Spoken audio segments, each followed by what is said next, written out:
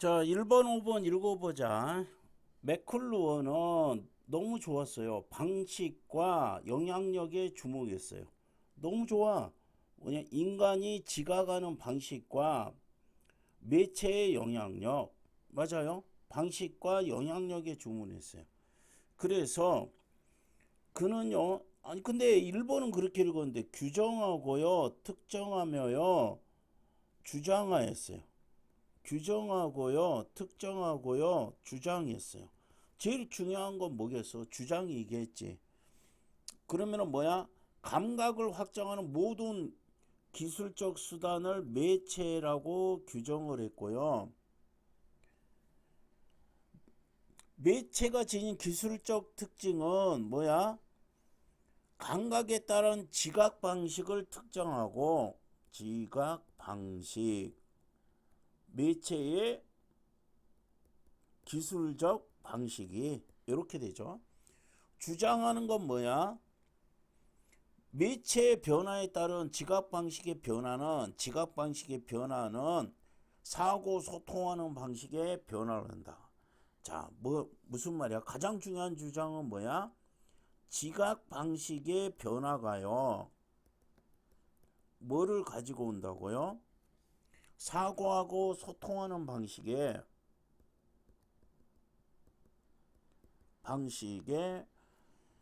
변화를 가져온대요. 근데 맨 처음에는 뭐야? 방식과 영향력에 주목했다. 규정하고 특정하고 주장했어요. 이게 기니까 그 중에서 가장 중요한 게 뭐예요? 주장이잖아요.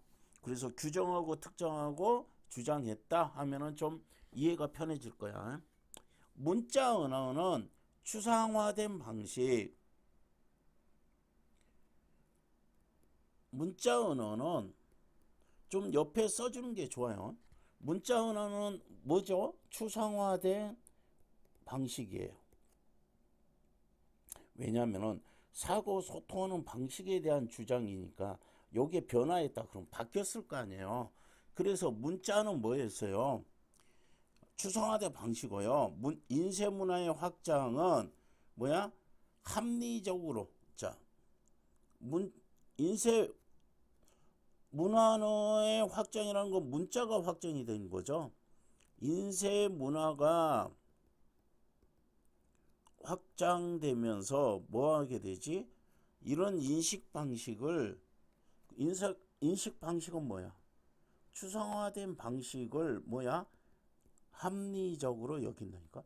여기서 선생님이 이와 같은 인식 방식, 이와 같은 이게 중요하다 했지. 지시요. 이와 같은 뭐야? 추상화된 방식을 인쇄 문화라는 건 뭐야? 문자로 접하는 거잖아. 한편 시각상의 비를 높이면서 비합리적인 변화를 느꼈어. 자, 그러면은 요거는 뭐야? 합리적으로 여기게 되고요. 시각 사용 비율이 올라가게 될 거냐? 그럼 시각은 합리적이고 그 외의 감각은 뭐야? 비합리적. 이거를 잘 읽었는지 모르겠어요. 그러면은 지금 뭐야?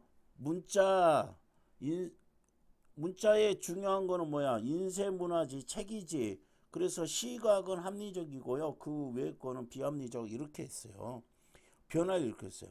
그 다음에 텔레비전은 그러면은 어떨 거야? 여기서 이렇게 변화할 거다. 왜? 사고 소통 방식이 변할 거다. 그래서 뭐냐면은 이 말이 중요하고 이 말에 따라서 여 뒤를 읽으려고 노력을 했어야 됩니다. 텔레비전은 문자 언어가 아니잖아. 요게 아니잖아요. 문자가 아니잖아요. 감각을 뭐야? 시각만 쓰는 게 아니라 감각이 통합적으로 함으로써 뭐야? 파괴된 감각의 균형을 복원한다. 파괴된 파괴된 거라는 거 뭐야? 그 외 감각은 비합리적이요. 감각을 뭐 하게 된다? 복원하게 한다. 그러면은 자 이것과 이거의 차이점을 알겠지. 문자 문자가 중요시되던 때는 뭐예요? 시각은 합리적이고 그 외의 감각은 비합리적이라고 했는데 텔레비전으로 되면서 감각이 통합이 됨으로써 뭐야? 파괴된 감각이라는 거 뭐야? 시각 외의 감각이겠지. 그거를 복원했다. 이렇게 되겠습니다. 그래서 이제 중요한 말은 뭐냐? 이렇게 뭐한다? 지각 방식의 변화는 사고 소통의 방식의 변화를 일으켰다. 이렇게 됩니다. 기술적 특징, 여기에 매체의 기술적 특징은 지각 방식을 특정한다. 그럼 여기서는 뭐야? 문자 매체였지. 요거는 뭐야? 텔레비전이라는 매체지. 자, 이런 기술적 특징이 영향력에 대한 강조는 매체가 곧 메시지라는 선언에서도 나왔다. 그럼 기억인데 요게 문제가 나올 건데 아직은 요거에 대한 이야기가 안 나왔어요. 그 이를테면 하면은 뭐야? 예를 들었지. 예를 들었어요.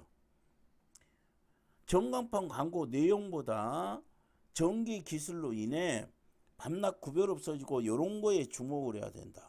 광고의 내용보다 기술로 인해 뭐예요? X 오차야지. 구분이 없어지고 변화한다. 이는 지금 뒤는 잘했네요. 방식이 전달하는 메시지의 내용이 아닌 요거 다 빼고 치면은 내용이 중요한 게 아니라 매체 자체 너무 잘했어요. 그러니까 뭐야? 매체가 메시지라는 건 뭐야? 요거를 의미합니다. 기억이 문제가 나오면은 이렇게 나올 거 아니에요. 그러면은 기억이 나온다는 거는 요거를 의미한다며. 그러면 여기는 예를 든 거니까 그냥 좀 빨리 읽고요. 이렇게 넘어가면 돼. 그러나 그러면은 뭐야? 요 뒤는 뭐야? 이 사람이 말했던 거에 뭐야? 단점. 매체가 소통 구조를 일방적으로 결정한다고 봐. 오. 그래서 인간을 수동적으로 본다는 뭐야? 비판. 비판의 내용은 뭐야? 인간을 수동적으로 본다는 비판. 이렇게 됐어요. 그러면 여기는 매클루언 이야기였죠. 플루서는 인정하면서도 특성뿐 아니라 소통 방식의 특성과 플러스 너무 잘했네. 선생님이 원하는 대로 지금 읽어주고 있는데 주목해야 될 건 뭐야? 일단 영향력 앞에서 말한 거 인정은 해요. 그런데 특성뿐 아니라 소통 방식에 그러면은 특성뿐 아니라 소통 방식에 주목해야 된다는 거는 뭐가 더 중요하겠어요? 아유, 소통 방식에 주목을 해야 되니까 뭐가 돼? 여기가 더 중요하게 생각을 해야 돼요. 입장을 달리했다. 담론적 매체와 대화 매체로 담론적 매체하고 대화적 매체로 구분을 하고 차이는 뭐야? 의사소통, 회로, 도예를 통해 설명된다. 담론적 매체 그 다음에 어디 갔어? 대화적 매체 동그라미 쳐야 돼. 대화적 매체.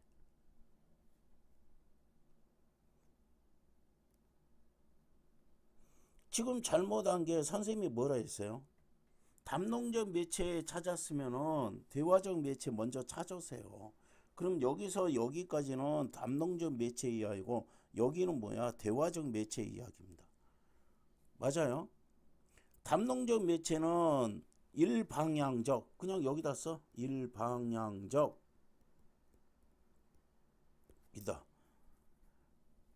뭐야? 송신 수용자가 구분이 된다. 담론적 매체에서는 송신자가 개별이 뭐야? 분산된 다발회로도라는 거는 송신자가 개별적이에요. 그런데 수용자는 뭐예요? 분산된 수용자예요. 요 보내는 사람, 받는 사람이라고 했지, 수업 시간에.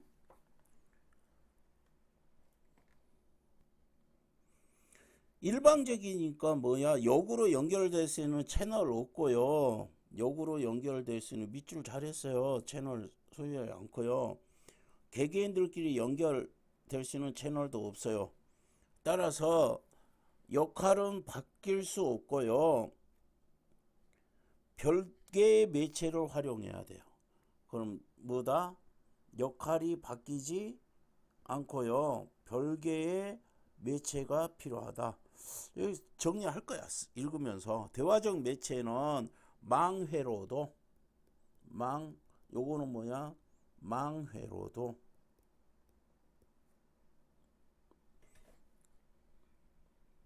지금 의사소통 회로도가 차이라고 했죠. 맞아?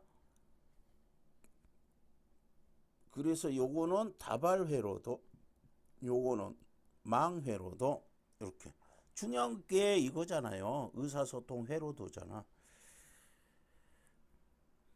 그러면은 소통이 이루어진다, 메시지 교환 가능하고 생산 교환 자유롭다, 안 쓸 거야. 당연한 이야기니까. 우리가 현재 접하고 있는 거니까. 송신자, 수용자, 요거는 구분이 된다 했는데 구분 필요 없다.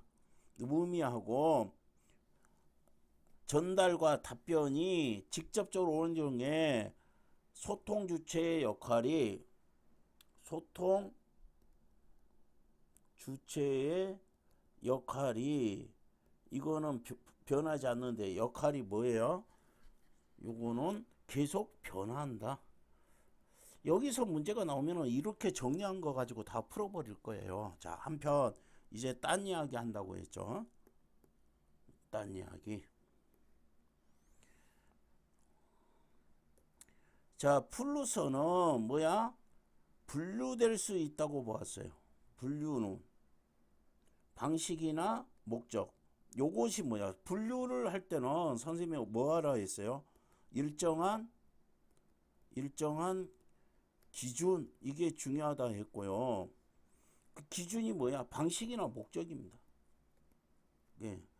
예를 들어 하나의 매체가 다른 유형으로 분류될 수 있다. 하나의 매체가 다른 유형으로 분류될 수 있는데, 그거는 뭐지? 방식이나 목적에 따라서 다른 유형으로 될 수 있어요. 인터넷은 대화적 매체로 여기지만 담론적 매체로 기능한대요. 자, 다른 유형이 된다는 거에 대한 이해가 뭐예요? 인터넷이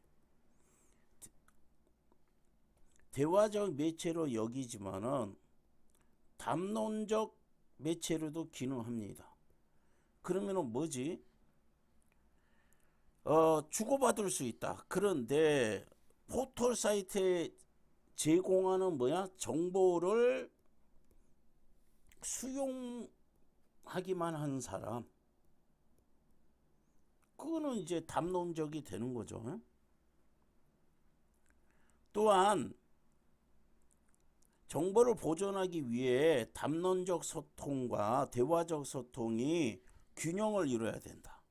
담론적 소통과 대화적 소통이 뭐야? 균형을 이룬다. 담론적 소통과 대화적 소통이 균형을 이루어야 된다. 이렇게 되겠죠. 20세기 현실에 다발회로도 어디서 나왔어요? 다발회로. 대한 소통이 주로 이루어지고 있을 뿐만 아니라 대화적 속성을 지닌 매체 역시 담론적 매체로 기능하고 있음을 비판하면서 협연이 필요하다. 균형과 협연이 필요하다. 그럼 뭐지? 대중매체 하고 뭐야? 다발회로도죠. 그러면은 담론이 되겠죠.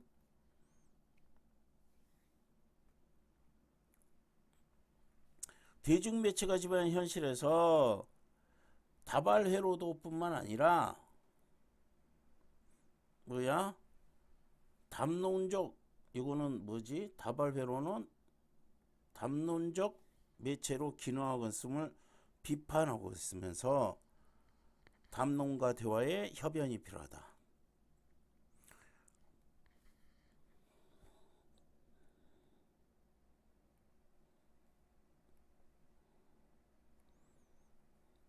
자, 이거는 뭐냐면은 비판한 내용 좀 정리 좀 해줘야 되겠네. 예. 자, 자, 대중 매체가 지배를 해요. 그러면 이거는 뭐야? 다발 회로도에 의해서 뭐야? 담론적 의사소통이 이루어지고 있죠. 그런데 대화적 속성을 지닌 매체도 뭐 하고 있어요? 담론적 매체로 기능하고 있어요. 요런 거겠죠. 요거를 비판했어요. 그래서 담론과 대화에 뭐가 필요하다? 협연이 필요함을 역설했대요.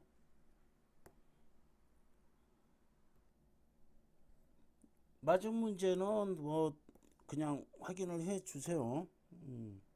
다 맞았네? 아, 이런 문맥을 틀리면 어떡해? 아니, 단어 적절하지 않은 거, 요거는 단어는 그냥 따로 정리하세요. 근데 3점이나 줬니? 얼마나 어려운 거 하길래?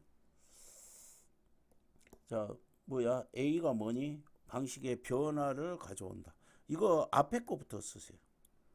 변화를 가져온다.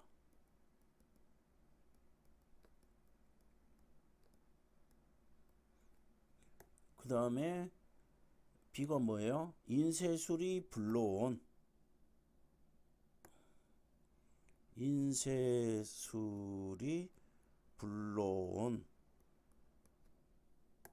그 다음에 C는 뭐야? 수동적 존재로 보는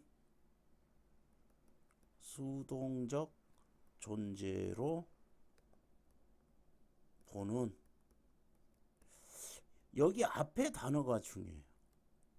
그 다음에 D가 뭐야? 일방향적 소통이 이루어지는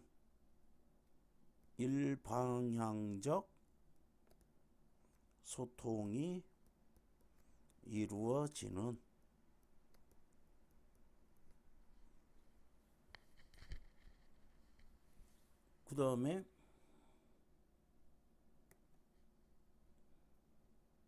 이가 어디 있어요? 이거 찾을 때 제일 짜증이 나요. 대화적 속성을 지닌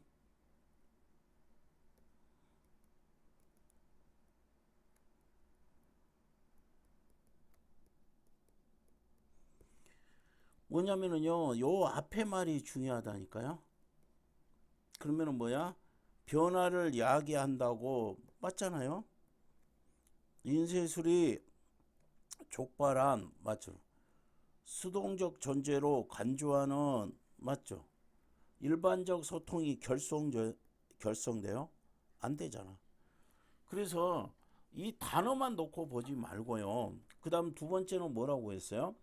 요 목적어들이 앞에 목적어들이 추상적 대상인지 구체적 대상인지 구별하고 풀어보면 훨씬 더 쉬울 거예요.